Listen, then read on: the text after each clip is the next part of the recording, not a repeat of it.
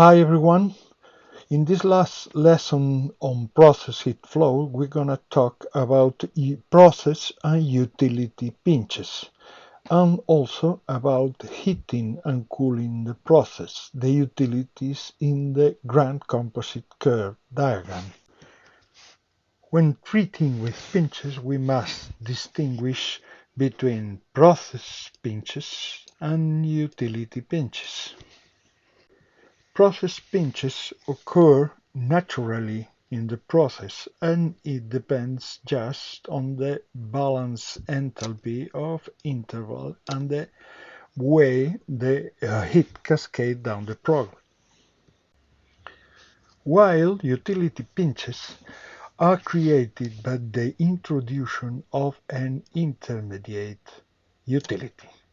In this problem, we instead of hitting the problem with 190 kilowatts, we do it at the top with just 167 kilowatts.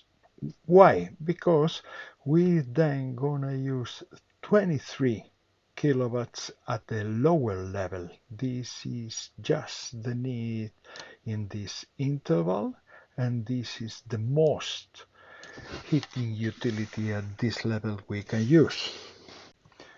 Then we need less heating at the top because we are supplying the heating precise at this level.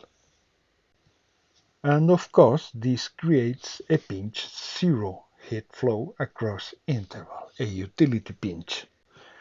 This can also be seen in the composite curve diagram. Here you are increasing the heating utility at this level till you arrive to a difference of temperature equal to the pinch. This is the creating of a new pinch.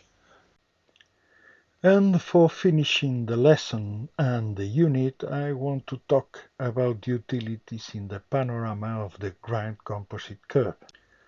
This is to serve as an introduction to the utilities designed unit that we will see in the future. The question is that heating and cooling the process using utilities is very well seen in the grand composite curve diagram, because it allows for a very useful process in front of utilities matching.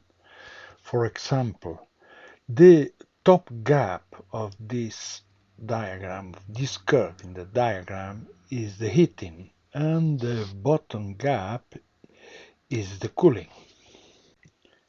While you can easily determine utility amount at different levels. And this simplifies exploring utilities if using it alone or combined with other, and so on. As we will see, it's a very good tool for utilities analysis and design.